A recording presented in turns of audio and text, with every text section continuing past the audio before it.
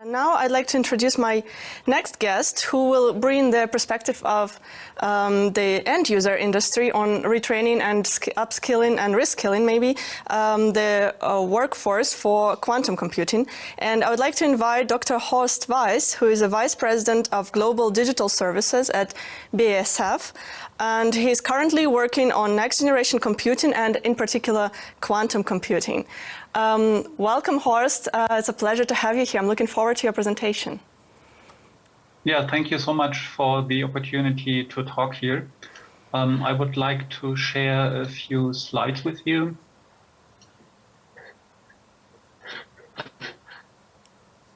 To introduce to the topic. Can you see the slides? Not yet. Now? No. Oh, yes. Now we see it. Now it's there. Obviously, there's a latency issue here, but let's hope we get through it. Yeah. I would like to report after now 5 years in quantum experience at BASF about how we think nowadays about the aspects of the education and how to bring quantum know-how into the company. I think it's not all only about the know-how. It's also like we had it also when we started digitalization efforts a few years ago. It's something that has to do a lot with change issues, and that's something I will come up with it. I'm in the good position to say that we have a strong vision at BASF for quantum computing. We are convinced that quantum computing will become a key enabling technology.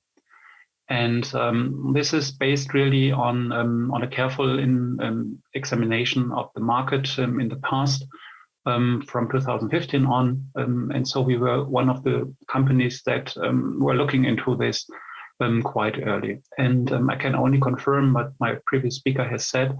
In the very beginning, it's very good that you try to collaborate with experienced partners to make the first steps. In this case, we worked with a small startup and explored there some use cases coming from the field of quantum chemistry, where BASF obviously has a long tradition in. And from these first experiences, we saw several things. So we saw, first of all, it's not magic. It's science. It's a science that really depends on many capabilities. The way you program a quantum computer is totally different from what you would do if you program something in a high-performance computer stuff. But at the same time also, and this is the driving force behind everything, there are really convincing scaling arguments that would help in the future to develop products faster, and maybe also overcome some traditional hurdles in the field of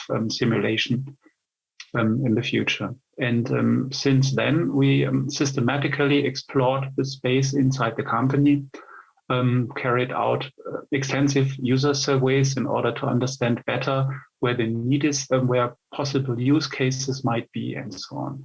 And from this, we developed a strategy where to apply quantum computing in the future for developing molecules, materials, but also formulations, the field there in combinatorial optimization, for example. Of course, in the early stage of this technology, it is inevitable that you have strong collaborations with industry-leading quantum computing companies. And this is where we go. At the same time, we are fully aware that making quantum computing usable is a marathon and not a sprint. But we are convinced that quantum computing presents big opportunities to BASF.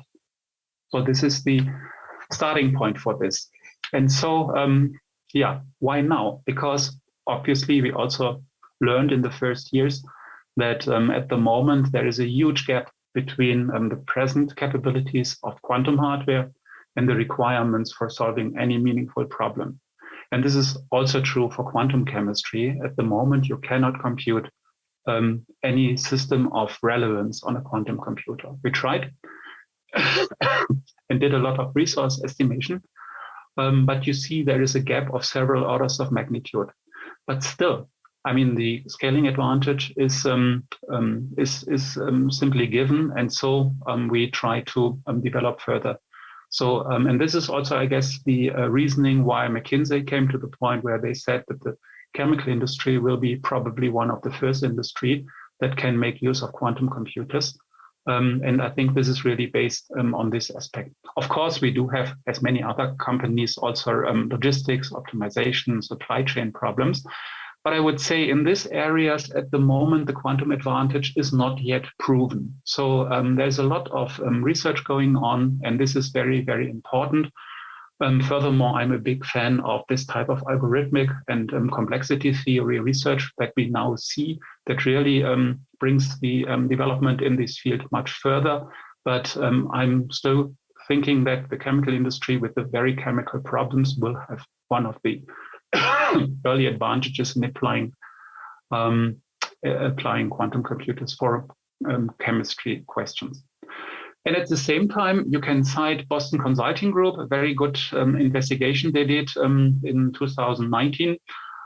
They simply stressed that even if you are very experienced in high performance computing, as we are, I mean, we operate with Curiosity quite a lot in the field of simulation of all kinds in the company, then still this system is, the upcoming technology is very different from what you are experienced in those fields. And so what they say is there are formidable ramp up problems everywhere when you try to make this working. And they also came to the conclusion, and this is, I just cited because it's also our conviction that we experienced in the last 5 years, that you need to be an early adopter in order to master the technology, overcome technology gaps. And also, I think it's a very good moment to start working on IP issues, because we see very active IP developments all over the world.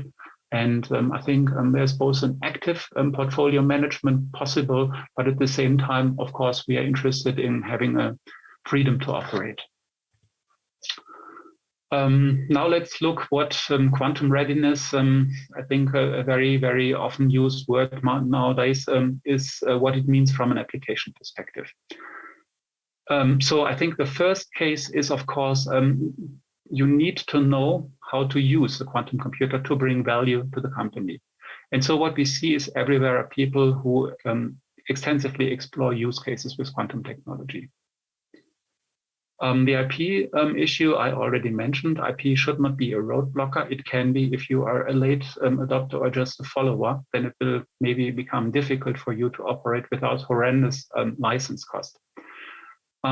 Obviously, at the moment, we don't have working quantum computers. And in order to be quantum ready, which means then, in my opinion, being able to solve relevant problems for the company in reasonable time or with a quantum advantage, you need to have access to working quantum computers. I mean, meanwhile, we have a lot of access through the cloud to existing installation, but this is, to be stressed really, only for research and training purposes. It's not for doing productive work, but it really is work that you have to do in order to gather experience. Hands-on experience for every company is extremely important. And in order to be quantum ready in the future, of course, you need to have a suitable workforce. Question now, what is BASF doing to become quantum ready?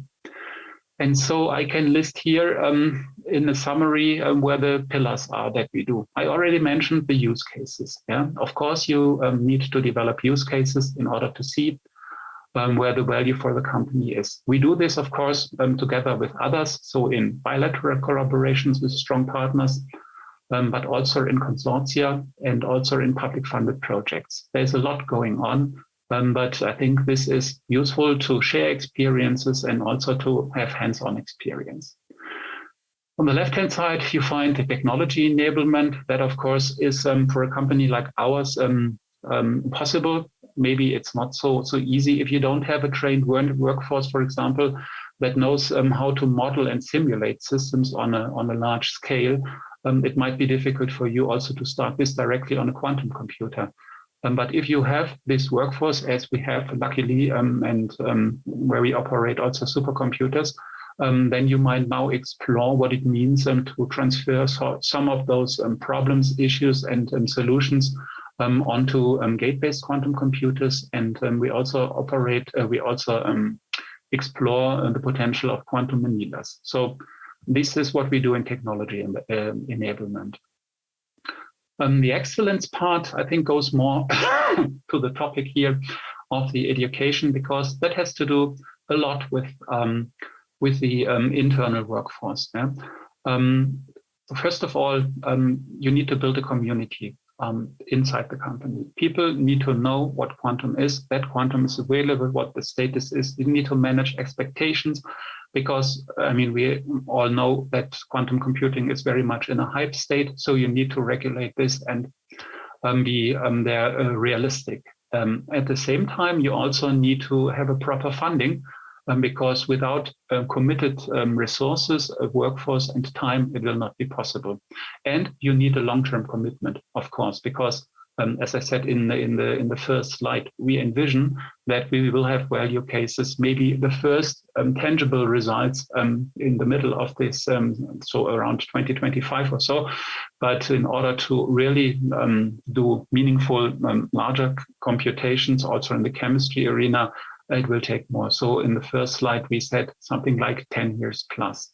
And this needs to be clear to all partners. You should not sell it as a quick solution for the next years.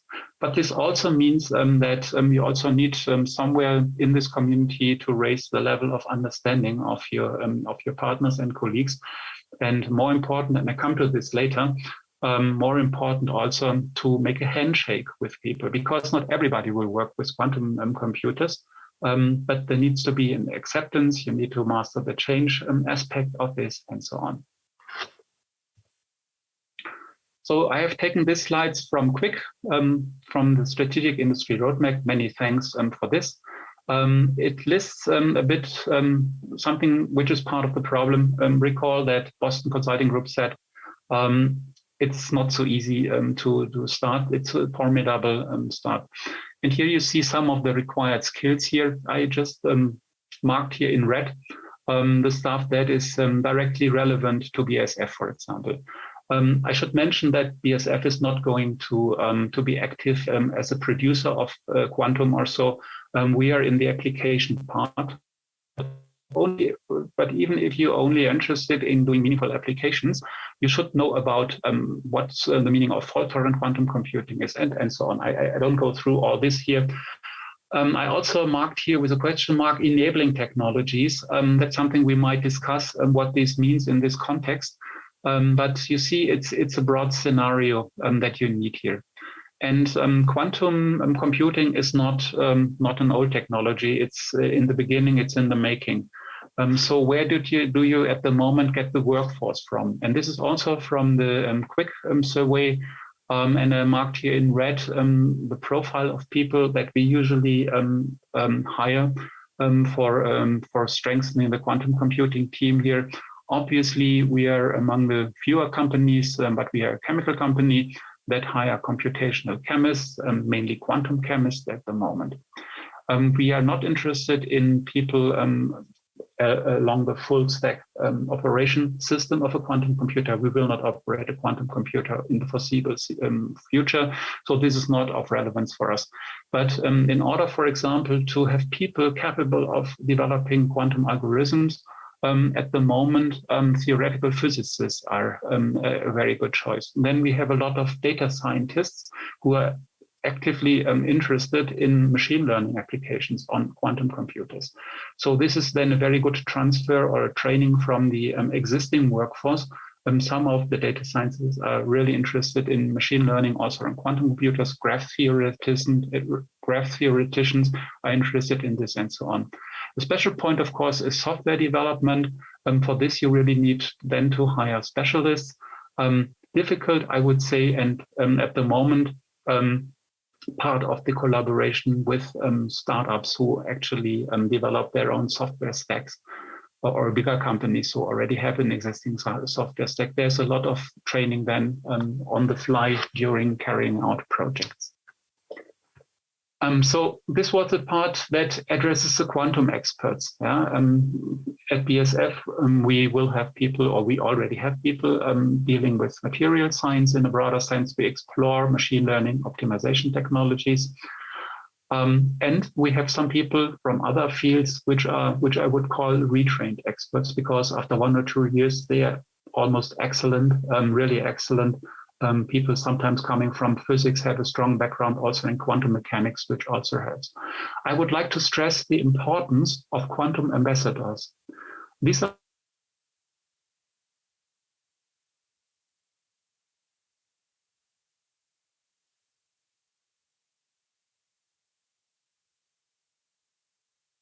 not hire sufficient people to do direct business with them, but you need people who are affine to quantum, know what we are talking about, develop the market, and can connect with the organization in order to bring value cases working. We need domain experts who understand quantum sufficiently well to have the fantasies to come up with their own problems. We need a leadership. This is given that supports the change. Because it all has to do with the change. Yeah? When you talk with some experts in certain areas, they might be quite not convinced that quantum is a way to go for the future. This is typical for change problems. And you need, on the other hand, the quantum counterparts in the business, people who actively support what you're doing and help you also to gain experience for their real world problems. Some ideas coming from the roadmap document that we created 2 years ago for the expert council. Where will it go? Of course, we need these educational programs inside. We need comparable, we need certified offers, and so on. I think this is important so that we have a standardized development of talents at the universities. What we do at the moment and what I think is also going on in many of the industries is really a competency ramp up by applications and I think sometimes the assessment capability is most important. A point that is often neglected is the acceptance in society. At the moment, I would say with quantum, we don't have any problem, but that might also change during the hype state or so. I think it's very important that in the schools, for example, the young people are really excited about the prospects of quantum computing so that we have a growing workforce for the future, that this is considered to be a hot topic also for young people. So the acceptance in science, I think, is for the long term extremely important. For this, we engage as a company in QTech. QTech is now with 12 German companies. And there we have working groups where we actively explore what's possible, what's not, and really across the companies work together. A very, very strong consortium. I'm happy to be there. We have there now also a working group started with political communication to anchor the programs inside the society a bit more. And we explore also what it takes in terms of KPIs to bring education and collaboration forward. I would really stress here the value of the working groups for engineering, material science, and production of logistics that really helps also across the companies to work together and develop value cases and also exchange know-how. This is a beautiful way also for the companies to grow. And finally, I also want to talk about a new development where we are also engaging in. BMBF has had a call for the quantum computing user network, and together with Claudia Lindhoff from the LMU, SAP, ourselves, and Aquarius applied for this, and now we got the okay. And we are trying to build a quantum computer network in Germany that is essentially a platform that will help companies and people who have no experience so far to have a low level access towards quantum computing infrastructure, but also platforms, also know-how. We are working on IP regulations in order to really make it low level and easy to go in. We collect use cases and so on. And with this, we also are connected there with the BMBF projects from the same call. So you see, we have big hopes for quantum. We prepare our organization. It has many aspects, and we very much engage ourselves in all the networks. Quick, I mentioned QTech, and now our endeavor also Cocoon. So thank you.